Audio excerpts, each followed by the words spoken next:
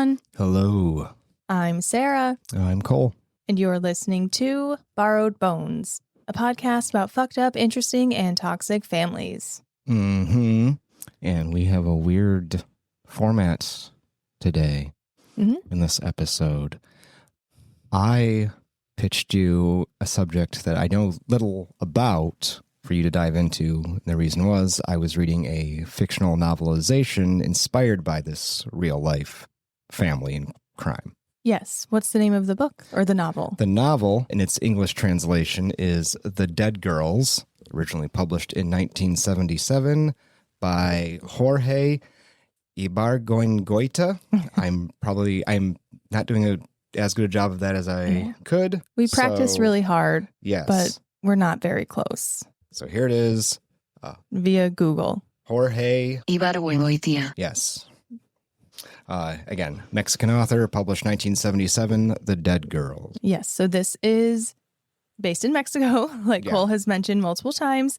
And I have to be honest, if Cole did not pitch this to me and I discovered it on my own, I probably would have not done this one. Yeah, it ended up being more difficult. Yeah. Because everything is in Mexico, I couldn't really get my hands on a lot of those primary sources that I always harp on about. So a lot of them are secondary sources and a lot of it is inconsistent. So you're going to hear me say a lot of, I'm pretty sure this is what happened. Yeah. And I do have my sources in the show notes. Feel free to look at them. If you're someone who does know a lot about this and I am way off, let me know and I will redo it. But this was the best I could do.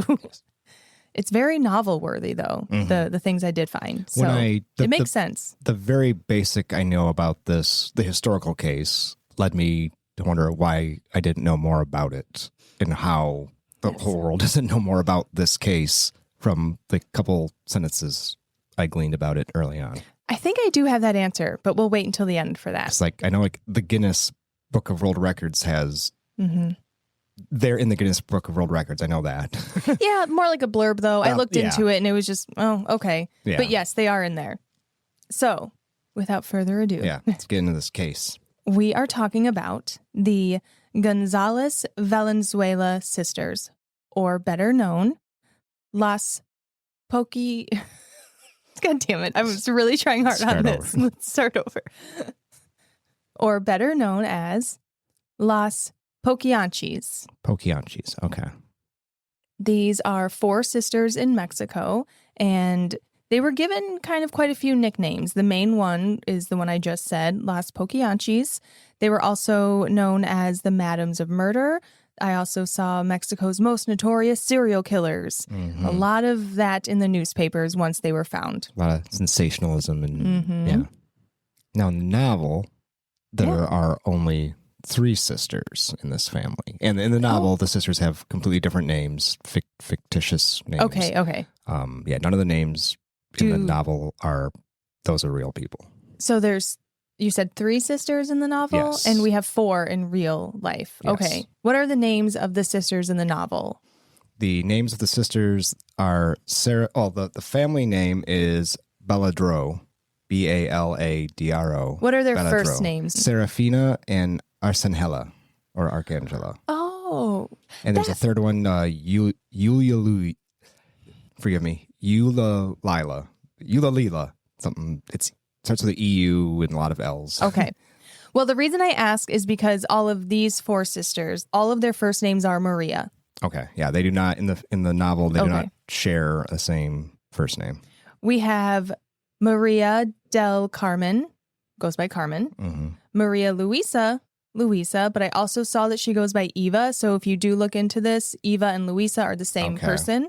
And then we have Maria de Jesus, and she just goes by Maria de Jesus. Okay. And then I forgot the eldest one. I forgot to mention her, Maria Delfina. Delfina. Okay. She goes by Delfina. She's Delfina. I think Serafina in the novel is based on Delfina. Delfina. DELF. Okay. Delfina. Yes, I think so too, because I saw the name Serafina come up a few times and I did not read the novel. So I was confused. I was like, who is Serafina? Like, get her out of here. So she got mixed up in more modern day articles as well. Okay. Well, I guess he wrote the novel in the 70s, but yeah. So that gets mixed up in my research too, but I did know well enough that that was not a person in the real reality. Okay, gotcha. And they were all born between the years of 1912 and 1924 in Jalisco, Mexico, the state of Jalisco. There's a lot of cities and towns and things that I found in here that it confused me more. So I'm sticking with the states that they stay in just to make it easier. But we do have to eventually talk about where they are more specifically. So they were born and raised in the Mexican state of Jalisco. Their mom was a very devout Catholic, and their dad was a local police officer, or he was the police chief. I'm not sure, but he was an officer of the law. He was a cop. Mm-hmm. Okay. Did they talk about the parents in the novel? Very minimally. Okay, so, okay. But interesting, because you mentioned the state of Jalisco, the novel is set in two completely fictitious Mexican states. The author made two fictional states of Mexico to set the action of the novel. Nice. Yeah. The parents had a very authoritarian style of parenting. Mm-hmm. Their parents would inflict very harsh punishments on them for very small, minor infractions. They were not allowed to wear makeup or talk to boys at all. Their dad would routinely force them to watch as he tortured people that he arrested because the police not all the police were great at that time in Mexico. Yeah. I don't know much. That's all I'm going to say. I'm not throwing stones in glass houses, I guess, you know? On more than one occasion, their father locked them in cells overnight to teach them a lesson. And they didn't even learn it. No. As we will come to find out. Yeah. Now, one story I read, and maybe this isn't true, but I read it in two cases, but these people tended to be a little more sensational. Mm-hmm. I read that the sister Carmen attempted to leave the home after she got together with an older man. She tried to run away, but Dad got angry, found her, and pulled her by her hair and dragged her into a cell and locked her in there. All while he was on shift. Then he continued his normal shift that same day and got into an argument with a man, and the dad shot and killed this man. Oh. Yeah. He's quite the cop. Yeah. So because he shot this man, and this was so wrong, we couldn't even cover it up, that he did have to leave. He had to flee the area and just leave. Mm-hmm. And so the dad and mom and sisters all left, but Carmen was still in jail for 14 months. Okay. Yeah. So I don't know if I believe this or not, but then I saw that she was released by an older man only after she promised that she would marry him upon release. Okay. I don't know. I saw two people say that. Again, they are not primary sources. However, I do believe that Dad did shoot someone. I saw that in multiple sources everywhere. So he did lock his daughters in the cells overnight. I don't know if Carmen stayed for 14 months in a cell or not. And I'm assuming the novelist saw this too, because these are stories that have been around for a long time surrounding these sisters. Yeah. The novelist he was inspired from just reading media reports, and he dug deeper into it, and I'm going to write a novel about her. So, right. Yeah. So, like I said, regardless of Carmen being in jail for 14 months or not, Dad did shoot someone after an argument, and it was wrong, and the family did have to leave. Okay. And they left her behind in jail. Maybe, or she went with them. She went with them. I don't this know. Is just part of the myth around them that I'm not sprung sure. up. Yeah. Again, I'm not sure. And I'm going to have a panic attack during this episode because there's so many I'm not sures, and I'm dying inside. But because you offered this and you suggested it, and you don't suggest much, I'm doing this for you, okay? Yeah. This adds to the mystique of the whole story, though. It's only through secondary sources and translations, and it adds to their whole... Yeah. So after they all moved, the sisters were older now. Years go by. I don't know how old they are now. It's in the early to mid 1940s. And they leave the household and they open up their first brothel or bar. Delfina is the one to push this. She's the oldest. She's the ringleader. She's the one that starts everything. Okay. However, laws changed where they were living. They moved quite a bit, so I don't know exactly. And and the sources change with where things are. So I'm not comfortable pinpointing exactly where everything happened. Mm-hmm. So where she is currently. I totally understand. Yeah. Okay. I'm nodding along sympathetically because similar effects in the novel. Yeah. Oh, really? Yeah. Good. Okay, that makes me feel better. Reading it at points because they move around so often, and obviously not being from Mexico, and not the novel's written with a Mexican audience in mind, Mexican readership, so certain geographic locations are kind of just taken for granted. Yes. So I'm looking it up as I'm reading and getting frustrated as they're jumping around and where are they going now? And I am reading things in English, but the English translations aren't consistent. And I'm like, Yeah. So anyway, where Delfina opens her first bar brothel, the laws changed. So she had to close her bar and relocate and start a new one. Delfina opens a new brothel with her sister, Luisa. And they named this new bar Guadalajara de Noche. So Guadalajara at night. What's Guadalajara mean? I don't know. It's a city. Okay. I don't know what it literally translates to. A city. Yeah. Yeah, just a city. Okay. Now, this is where the other sisters really began helping with the business. So this is the one that everyone's like all in. Yeah. Delfina began selling makeup, clothes, and other personal items to their employees. Okay. But she sold them at very high prices, making them, you can work it off. Yeah. So an indentured servitude. And the company store, essentially. Yeah. All your wages go right back into this, and your wages don't equal what the cost is for the product. So, yep. Yeah. So she's already starting to rope them in, keep them. Keep the money flowing internally. Yes. What's it? Self-sustaining economy. It's from Always Sunny when they make the Patty's bucks. Oh, the Patty's bucks. They can't understand how it works. There's no new money coming in. Yeah.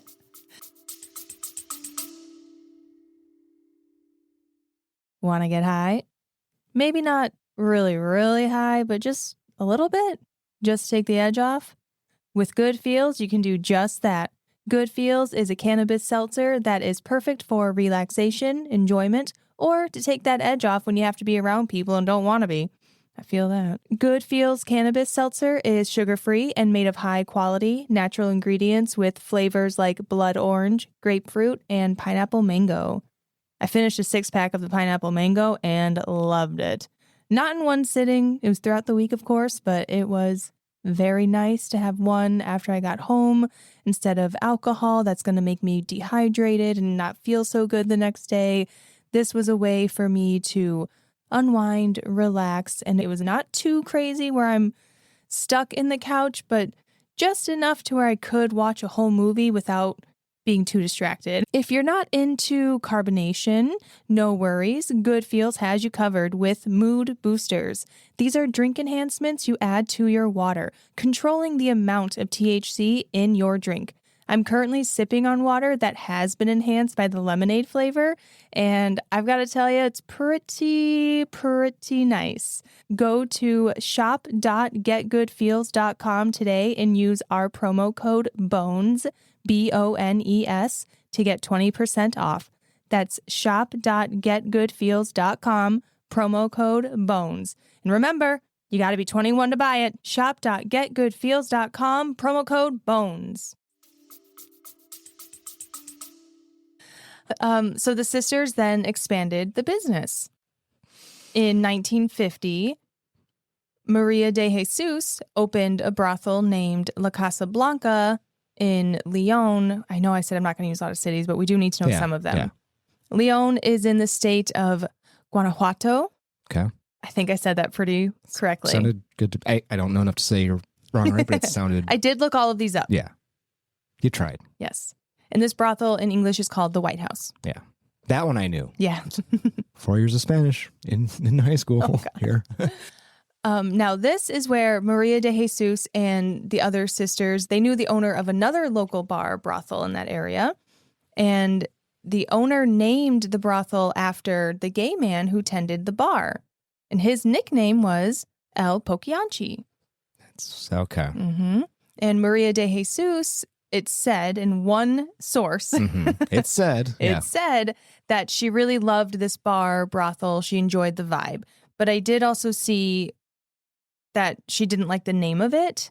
I don't think she disliked the name of it. I think that she wanted to make it her own. Mm-hmm. So when Maria de Jesus' landlord, because she had her own current brothel, the landlord refused to keep renting to her. I'm assuming the landlord didn't like what she was doing. Mm-hmm. And so she couldn't have a brothel anymore. So Maria de Jesus and the sisters bought El Poquianchi. And they changed the name, I read, to La Barca de Oro, which is the Golden Boat. Okay. And that was a musical in 1947. So it would have been released around the same time that they bought this. Capitalizing off a hit film at the time. Right. Yeah. All right. However, no one called it that. No one. Okay. Officially, that was the name. They tried. Yeah. They tried, but they had to give it up. Calling it. They ended up calling it Las Poquianchis for the sisters. Plural. Yeah. So they just changed it because they were like, no, that's El Poquianchi, and now it's Las Poquianchis. It's not all of you. Yeah, it's not this golden boat bullshit. Okay. So if you had it's like if you had Tom's Bar and someone else buys it and changes it to it's the Golden Bar, and everyone's like, we're all calling it Tom's Bar. I don't care if it's under new ownership. It's always gonna be Tom's Bar. So they just leaned into it essentially. So I think that's why there's certain sources say that they didn't like this name because they tried to name it something else. But I don't think they cared. I don't think they fought it that much. They tried to rebrand and their clientele just was not having it. It's like the Cracker Barrel clientele. You want to take away that old man? Yeah. That old woodcut? No. And I don't know why every source says it's a gay man. There's nothing more to it. Yeah. So I just felt like I had to. I don't know why. It's not just that it was a man. It's important to know. Every source says this. And I was like, okay. It was probably a big deal back then. It's the 40s. For like I'm assuming openly gay man in Mexico in the 40s who's like a local celebrity that everyone goes to the bar for him. Yeah, I want more about him. Yeah. Who's El Poquianchi? Yeah. Who are you? Is there anything about that in the novel? Was there just a gay man in the novel? There's not. No. No, nothing. No. Okay, so whatever. All right. Mm. There's a moment of homophobia on the Mexican government's part that has some consequence in the novel, which I think might be a reference, but there's no gay bartender. Oh, okay. I don't know. Well, from 1950, the early 1950s through 1964, the sisters opened several brothels throughout a few of the states of Mexico. Okay. All near each other. Franchising. Yes.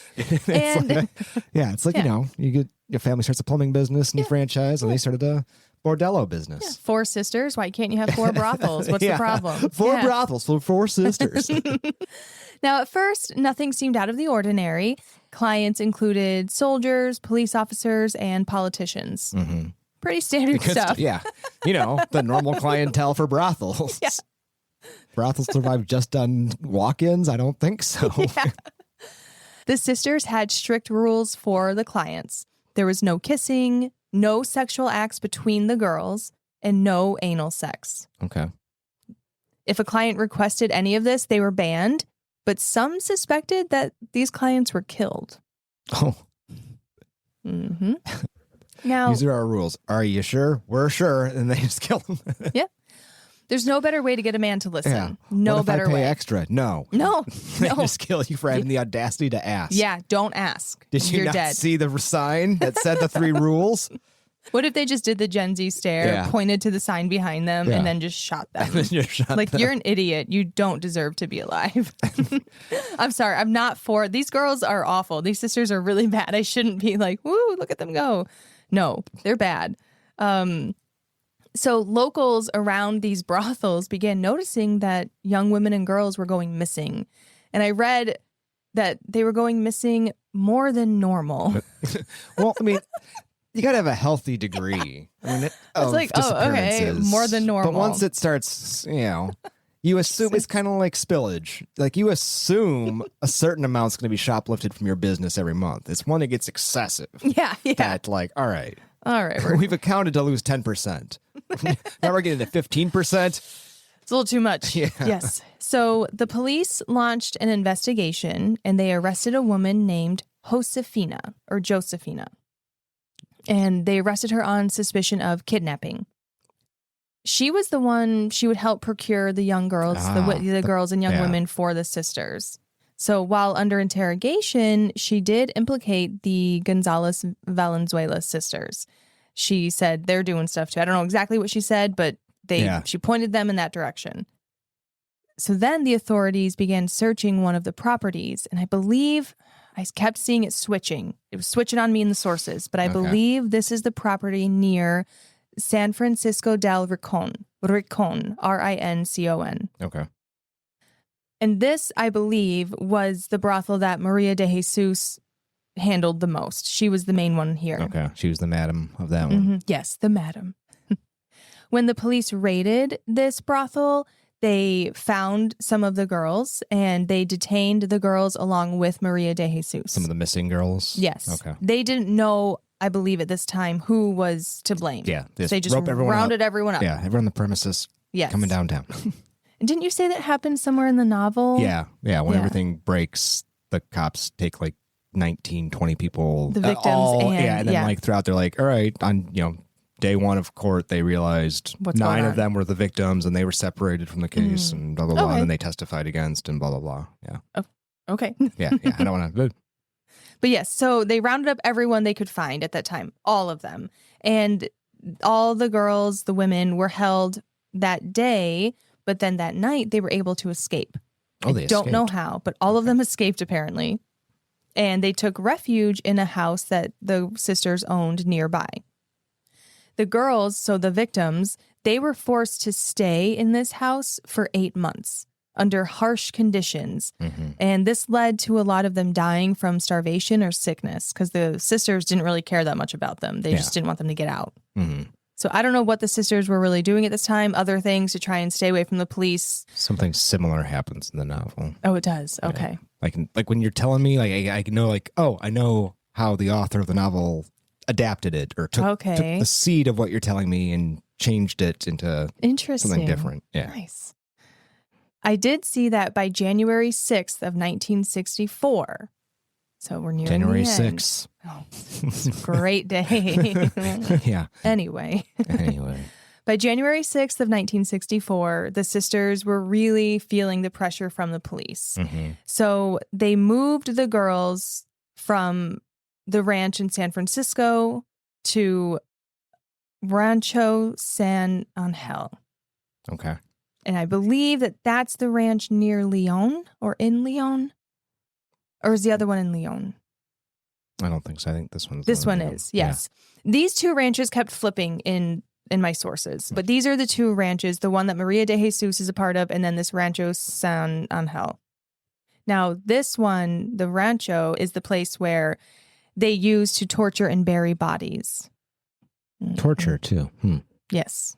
Yeah. Was there not torture in the novel? No. Oh, not really. Interesting. Well, yeah, I guess there is. Yeah, there is. Okay. So a few days later, a week or so later, I don't know exactly, one of these girls escaped. And she found a police officer, and she actually found an officer that was a client of the brothel. And she's like, help, we need help. This is what's going on. And I read in multiple sources, he took her seriously. Oh, okay. Good for him. Yeah. So I believe that whoever she told did believe her. And he was like, oh, okay, let's figure this out. This is not okay. Well, locals too are complaining about girls missing as well. So you see this, you have to kind of be like, whoa, okay. Now, I saw another story about how this investigation starts. This story says that one Sunday morning in January of 1964, so at least that's consistent, 3 mothers rushed into the police station in the city of Leon. So yeah, we're in Leon. Good. And they told the police chief a tip on the whereabouts of their missing teenage daughters. Okay. They said a young girl escaped and that the young girl came to them and said, I'm captive, this and that. And the mothers were like, oh my gosh, we are missing 3 daughters. And she was like, yeah, they're all at this ranch. Let's get help. And then the mothers go into the police station. So a girl did escape, I think. I don't know if she went to the police or these mothers. And then the mothers went to the police. However it happened, in January of 1964, the police found out what was going on. Yeah. Of course, when the police asked the sisters, they deny everything. The police still go in, and as they're searching the grounds of one of the ranches, one of the officers stepped on an area of soft earth, and then a woman's arm popped out. That's exactly what happens in the novel. Is it really? Yeah. Oh, Yeah. Gross. Well, I think that happened. Mm-hmm. At least that's what was written in the newspaper. Yeah. After that, the bodies just kept coming.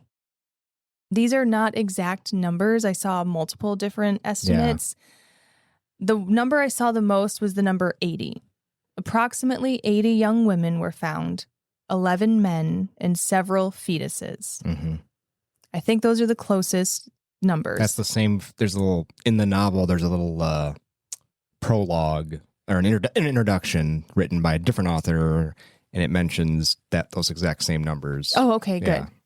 Okay, I did see in the newspapers of the time some estimates of 100, others 150, and then even to 200. Okay, I think 80s. Yeah. The police first arrested Delfina and her sister Carmen, along with 18 to 19 of their helpers. I saw both of those numbers interchangeable. I saw both of those numbers, 18 and 19. And I did see that Delfina consistently was arrested first. Now, I don't know if Carmen was the second one or Maria de Jesus. I saw multiple stories. I think it was Delfina and Carmen that were arrested first. Okay. A few weeks later, the police arrested Luisa. And then the youngest, Maria de Jesus, I saw one story that she left a decade prior to all of this, that she ended up being done with this, which I don't understand because I don't know if it was Maria de Jesus that left and then came back once her sisters were detained and then she got arrested. She did get arrested, though. They all got arrested. Okay, all four of them did. Okay. Yes. That could have been like her defense, too, of I was gone for 10 years. Yeah. After, I'm not sure. Yeah. But all four of them do get arrested. According to the survivors, the sisters would trick the young women and the girls with help wanted ads for housemaids. Mm-hmm. They would get parental approval even. And they would tell the parents like, hey, these girls will be working in upper class households. Yeah. This is a chance to get out of poverty. They'll send the money back to you. Yeah.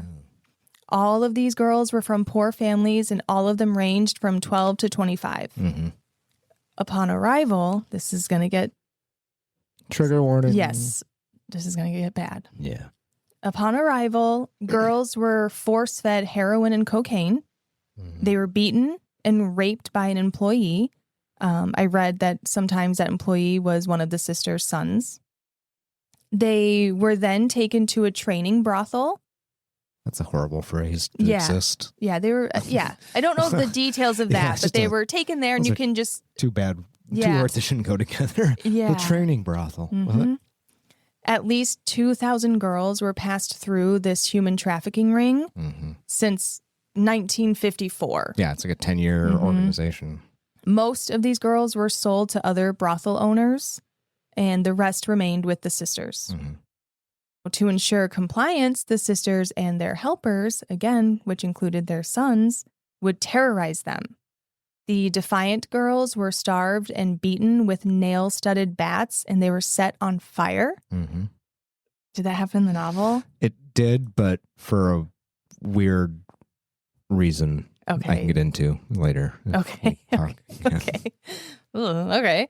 The worst punishment of all was the royal bed. I feel like that's some euphemism. Yeah, it's ironically named, I'm sure. It's not what you would really think.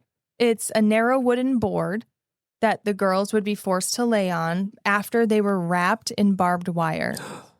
Yes. Ugh. So they were just wrapped up in barbed wire, had to hold themselves on this narrow wood plank. And if they moved, coughed, anything, they'd get cut, pricked, something. Yeah. Sometimes they were left there for days. Ugh. When anyone would become pregnant, they were forced to have their babies alone with no medication or no medical attention at all. Their babies would, of course, either just die or they would have to be killed. And then the mothers would often be the ones to bury them in the yard.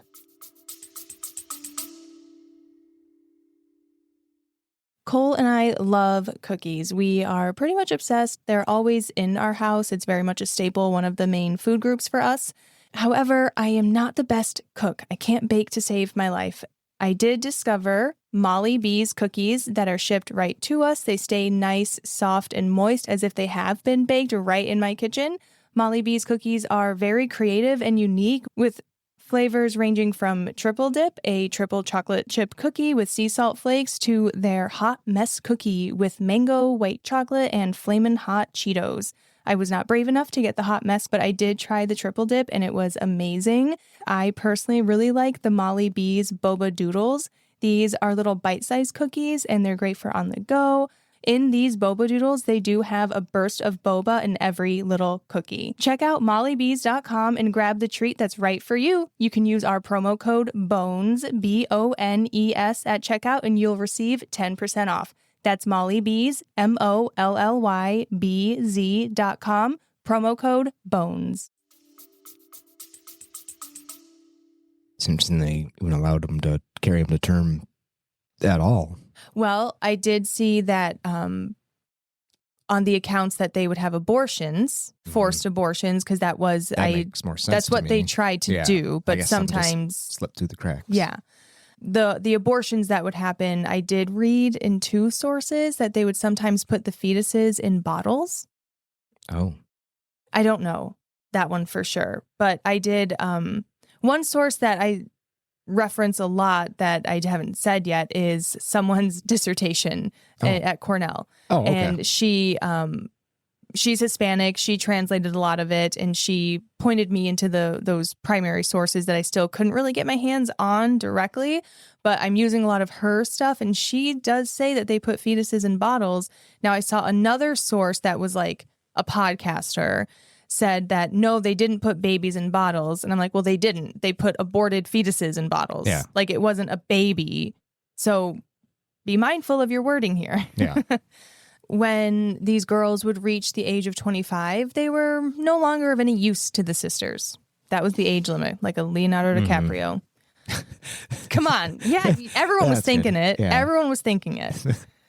He's getting gross now, guys. It's no longer funny. It's gross. He's not in the Epstein files, though, is he? Not. I think his current girlfriend's like 27 or 28, so he's crossed the 25. Oh, he has. But, okay. Yeah. Ooh, true love. Okay. Now, I did read in one article, and then I never saw this again, that once the girls turned 25 years old, they were given to a man who would just torture them. What's your retirement plan? Yeah. I don't know. Yeah. Mm-hmm. One 14-year-old survivor said that when a girl would get sick from not being given enough to eat, or she was being beaten so badly, she would be taken from the room where they were all locked up, and we would never see her again. We were told that she was taken to the hospital. Mm-hmm. And the hospital was another ranch that they were taken to, where they were sent to die. Rebellious girls were sent there for discipline. This was like the hospital you didn't want to go to. One of the helpers, when they were caught, he was quoted as saying, "Some died of hunger, some died of sickness, and others couldn't take the punishment with the stick." All right. Okay. The sisters' undertaker. They had an undertaker. That's weird when your brothel just has an undertaker on staff. Yeah. Those businesses shouldn't go together. Yeah. The sisters' undertaker described how they would sprinkle the bodies with kerosene and set them on fire. Then we would call our grave digger. What? Yeah. Again, I don't know how true, but I'm going to believe that, honestly, if you have this type of a system. Yeah. Now, clients were also victims to the sisters. The wealthy ones were robbed and murdered. I don't know why, because those would be repeat customers, wouldn't you think? Why would you want to kill your best paying customers? Yeah, so they would go after the wealthy people. I'm not sure. But yes, these women are serial killers. They weren't thinking long term. Yeah. Once the sisters were arrested, it wasn't long before their crimes became international news. Everyone knew about it. It was said in a Mexican newspaper at the time that young women and girls were prisoners in a concentration camp for white slaves, complete with tiny cells and torture devices. Oh. And I don't know if you know, but white slavery during this time in Mexico did not mean white people. It didn't mean race or color. Yeah. It just simply meant forced into sex work. Maria de Jesus was quoted as saying, "Weeks earlier, we were just nobodies, and then an international affair." The fuck? Well, yeah, you tend to kill 80 people and bury them in your yard. That you tend to get some attention for that. Yeah, you get attention. Yeah. When Delphina claimed her innocence, the judge was like, "Oh, okay, well, sign this declaration of innocence then. Since you're saying you're not guilty, sign this." She said, "Well, I don't know how to write." Then the judge was like, "Okay, well, then we can just use your thumbprint as your signature." Okay. And a few hours later, they're in the court process. So a few hours later is when it's time for her to give her thumbprint. But her thumbs are just blistered up from cigarette burns. Well, she can't seem to do it. She burned her own thumbprints? Yes. Which I don't believe that she was illiterate. I mean, maybe, but her claim that I can't read or write. Oh, bullshit. I mean, she was born in the 1912. But she's also running a business. Oh, yeah. Oh, I believe it was bullshit, too. But the judge was like, whatever, fine. He didn't want to fight that fight. We can use your fucking thumbprint. Yeah. Let's go. She was like, no. She Men in Blacks her own thumbs. Yeah. So, that's just an interesting tidbit. I don't know if that's her Catholicism coming out and being like, I can't really lie this hard. I don't know. But she lied. Well, you're and also supposed to not destroy your own body, too, in Catholicism, too, right? Like, your body's a temple. So I think burning yourself intentionally to cover up a lie is whatever. Yeah. So Delphina, Carmen, and Maria de Jesus all received 40 years in prison, which was the max sentence at the time. Yeah. So that was the most they could get in Mexico at the time. And then Luisa, I didn't see when she was sentenced or anything, but she did end up in a mental institution. Okay. So that was her end. Okay. Interesting. Why? Is it in the novel? No, just that, it's weird that she would be sent to a mental institution instead of a prison if there must have been some doubt as to her culpability. And yeah, I'm not sure. Yeah. It's just interesting. Yeah. The courtroom had to be cleared of spectators in fear that the angry mob would stone or lynch the sisters. Everyone hated them. There were mobs everywhere. 19 other people were convicted of having been members of the sex trafficking ring. And didn't you say there was 19 people? Yeah, there was 19 total. That's the number that stood out. Yeah. The sisters never admitted to guilt. They never admitted to murdering or sex trafficking. They did say, yeah, we own brothels, but that's it. Yeah, I don't know how those bodies got there. Newspapers at the time did sensationalize this story way more than necessary. I want to read a few quotes because it shows at the time how they were viewed and looked at. One quote from a newspaper says, 4 women held captive by human traffickers and imprisoned in a modern-day concentration camp and died of starvation and were clandestinely buried on the property known as Los Angeles. And then in this article, the sisters were referred to as the Fierce Sisters of the Devil. Nice. Yeah. And that one's not too sensational, but they add that little Fierce Sisters of the Devil there. I miss the days when the media could just make up a nickname for a criminal. Yeah. Like Just say it. Gone are the days. Yeah. Another newspaper wrote, at the secluded site known as the Devil's Throat, Las Poquianchis would take their dying victims and burn them there to obliterate any trace of their existence. This perilous ravine served as one of the private burial grounds of the Gonzalez Valenzuela sisters, a place where they reveled in watching birds of prey tear apart the corpses of young women whom they had beaten to death with clubs once they became useless to their business. All the wickedness that could possibly exist in the world pales in comparison to what Las Poquianchis inflicted upon these wretched souls, young women who were just beginning to blossom into life. Many of them chose death rather than endure the enslavement of both their bodies and their honor at the hands of these satanic sisters. Nice. That's really good. What's that from? A newspaper article. Okay. Yep. That's just a report. Wow. Yeah. Yes. That is some I read prose. That one and I was like, holy shit. Yeah. You would never be allowed to write that way today. No. That's too much because readers are not willing to read that much anymore. Yeah. The attention span's not there. No, it's not. It's just pull one out for attention spans. Yeah. Now, I did see a theory as to why these newspapers were so sensationalized. Okay. They were trying very hard to not have these sisters taint Mexico, the image of Mexico. Oh. They didn't want a Jack the Ripper type of thing with England, or Al Capone was still like pretty new at the time. So they referenced, we don't want Al Capone the way he's with America, with the United States. We don't want these sisters. So we want to show our disgust and our, we hate them. They're so awful. And blah. So the stories got bigger because the reporters were like, we want to hate them. We want to hate them so much. Gotcha. There was another newspaper article that mentions all of this. It says, "We have exposed the true magnitude of these vile villainesses. The sheer volume of information we have brought to light and the depth of revulsion and horror we have stirred up against them is such that they now fear the populace will burn them alive." So this article is like, look at how much the public hates them. Yeah. They fear their own people, which is great. We're so good. Yeah.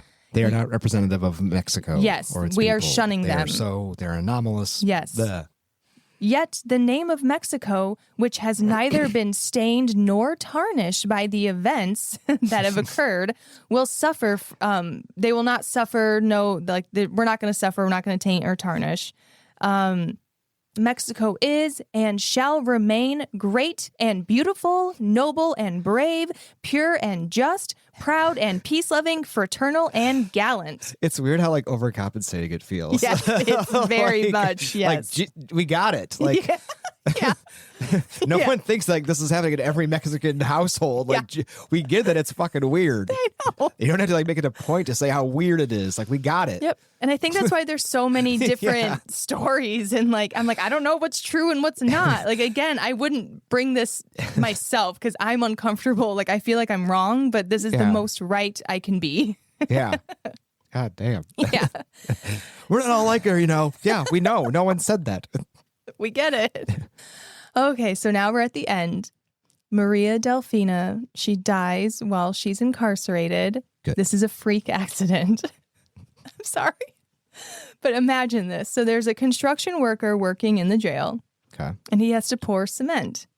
And he knows that Delfina's there. So he wants to get a look at her because he's just interested in seeing her. Oh, I saw Delfina. I saw one of the sisters. One of the Poquianchis. So as he's distracted trying to stare at her, he's not paying attention. And he pours cement on her head, killing her. What? I'm trying to to visualize this setup, like where he's at to be above her with cement, that he could pour it on her head. Or was she lying down? I don't know. Was she horizontal? I read in multiple sources, though, that cement was poured on her head and she died. So, yep. Is he like standing on a second story and she's like walking? I don't know. All right, whatever. You have all the facts that I do. Okay. Carmen died of cancer while in prison. Okay, good.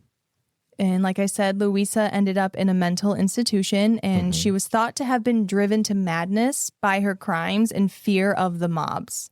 Oh, okay. So she freaked out at the end. Yeah. Yeah. Maria de Jesus, she served her 40-year sentence, was released, and then never heard from again. Oh. So we don't know what. She just died anonymously? Yeah. I mean, I'm assuming she's got to be dead by now. Yeah, maybe. Yeah. Yeah. Unless she's like 100. Well... No, like she was born like with the 19. Yeah, they were all born between 1912 and 1924. So yeah, she'd be over 100 by now. Yeah, but that's how the sisters end. Yes. Okay. Interesting. Yeah. Is there anything you want to add from the novel? So the novel, again, there's 3 sisters, but only 2 of them are kind of like involved in the bordello business. Okay. They have a 3rd sister who's not involved. She gets married, has her own life, but then they eventually kind of bring her in as an unwitting accessory because she has a ranch, and they start sending girls there, and the uninvolved sister's husband, he starts taking money to like be their keeper, and she gets roped in, but she's not like involved in the scheme kind of thing.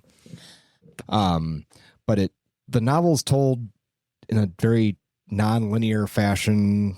Each chapter's got a different kind of not a different narrator, but different perspective. It's written almost like police reports, very flat, just. Oh, okay. And they're kind of like accounts.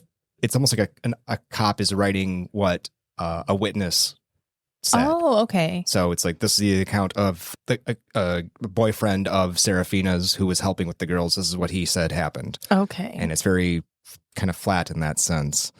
but it's in the novel, the two sisters have multiple brothels. They're all thriving. They're popular. They're getting super popular in their communities. Everything's going well. And then they get so popular that the governor of one of these states outlaws prostitution because they're getting too big for their britches.